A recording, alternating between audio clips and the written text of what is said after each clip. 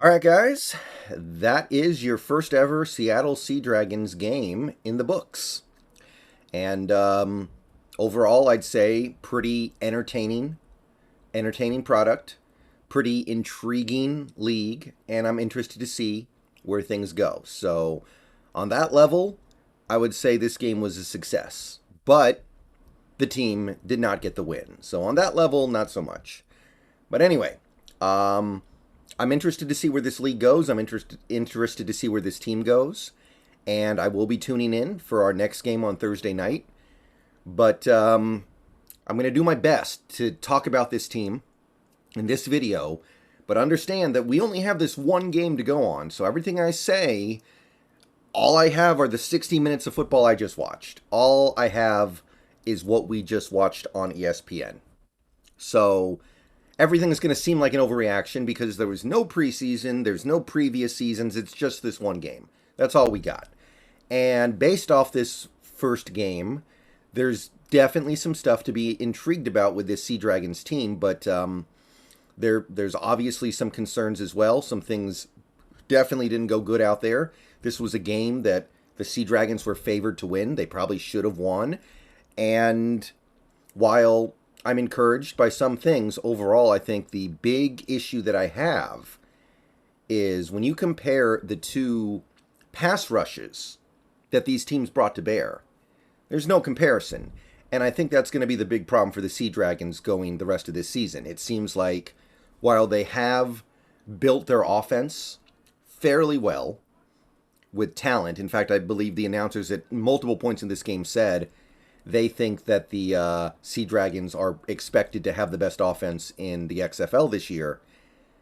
That pass rush, opposed to what I'm seeing from other teams' pass rushes, seems to be a bit of a problem. So hopefully that can get better, but it was, to me, the thing that really turned this game today.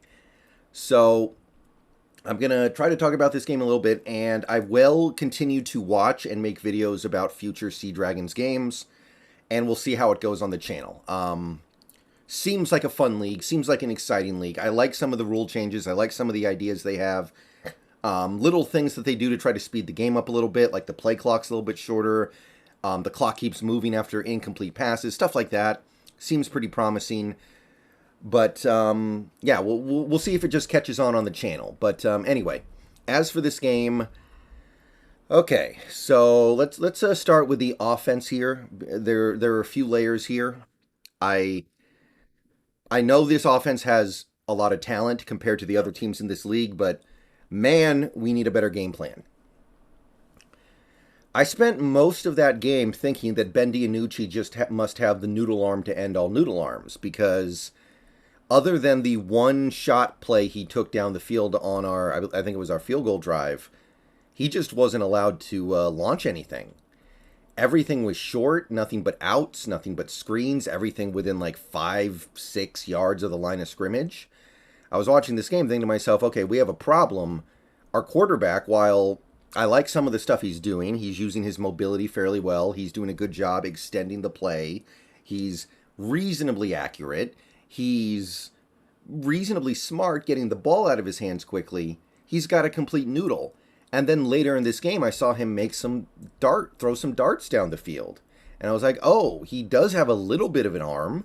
We're just not letting him use it. So, yeah, the game plan for a huge percentage of this game, everything was just like 4 yards, 5 yards, 6 yards. You got to push the ball down the field a little bit here. When you don't push anything down the field, everything becomes a complete chore. And maybe more importantly than that, one bad play can kill a drive, because you get into like 3rd and 7 and you're like, oh no, what do we do? So I think that was one of my big takeaways from the offense. If Ben DiNucci can throw the ball down the field, if he can push the ball down the field, you got to let him. I think there were maybe 2 plays, maybe 3, where he was actually allowed to push the ball down the field. So got to increase that significantly. I don't want every single drive to come down to we need to execute perfectly on every snap or else we're just going to punt. So that would be one of my takeaways. I like the talent that we have. I like the Knox. I thought was impressed by him. It doesn't seem like there's going to be a lot of running the ball in this league necessarily, but I thought Knox played pretty well. I was encouraged by him. We got good receivers. Obviously, Josh Gordon was our leading receiver in this game. I'm pretty sure he had like 6 catches. He looks great out there. He looks like somebody who's going to have a chance to be a dominant player in this league just because of his size advantage. And within that very flawed game plan that we had, I like some of the stuff that was done. It's just, it needs to be mixed in with more deep stuff. So, encouraged by a lot of the stuff I see on the offensive side. Now, I will say this, that last offensive play where we've got the ball at the 1 and DiNucci panics, broken play, completely screws up the play, and then he just gets the ball tapped out, and I'm not even going to call it punched out. That is a mental image that's going to take a while to get out of my head. Right now I'm a little down on DiNucci because that was like some straight up panic. Like he just completely panicked. You know, some of the earlier stuff in that game where, you know, the interceptions where he gets baited or he's getting belted the whole game. So, of course, he's going to start making mistakes. Like the way the defender's pass rush was just getting to him. I can forgive some of that. But for that last play just smacked to me of like, oh, this is a big moment here. I'm just going to completely lose my head. Broken play. I need to throw the ball away because I don't want the clock to keep moving if I get sacked here.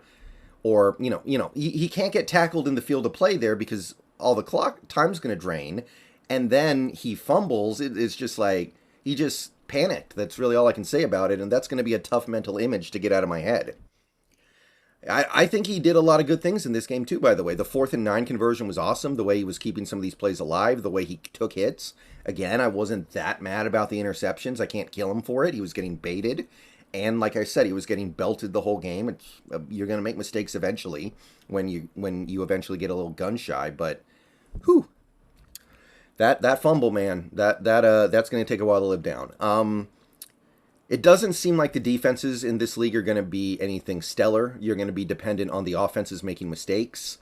So I'm not going to say too much about the Sea Dragons' defense in the positive or the negative.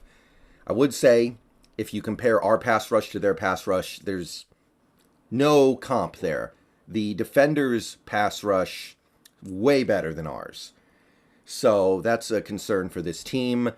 The tackling, I mean, Abram Smith was running us over on a lot of those plays. And Abram Smith, I mean, I thought he was going to be a good player in the NFL. So, of course, he's going to be a great XFL player. So I'm not upset about that. But defense overall was fine. They made a big interception with the game on the line at the end to give us a chance. They made a big 4th down stop. Offense just needs to pick them up a little bit. There was that one drive where the defenders were basically just able to drain the clock, running for a bunch of first downs, and felt like we were getting manhandled a little bit. But at the same time, I look at that and I go, they still got the stop at the end. They still got the turnover to give us a chance. So I can't even get mad about that. So at the end of the day, pretty decent first game, disappointing result. Play calling needs to get a little bit better. Got to push the ball down the field a little bit. That's the main thing that I have to say about this team right now. And, I mean, DiNucci's just going to have to put in some good games here to, I like him. I liked what he did most of the game. I was happy that he won the starting job. And I'm hoping, honestly, that we don't do the QB rotation thing because that didn't work at all in this game. But that last play, he's going to have to do some good stuff to outrun the stigma of that one. All right, see you guys on stream. Go Sea Dragons.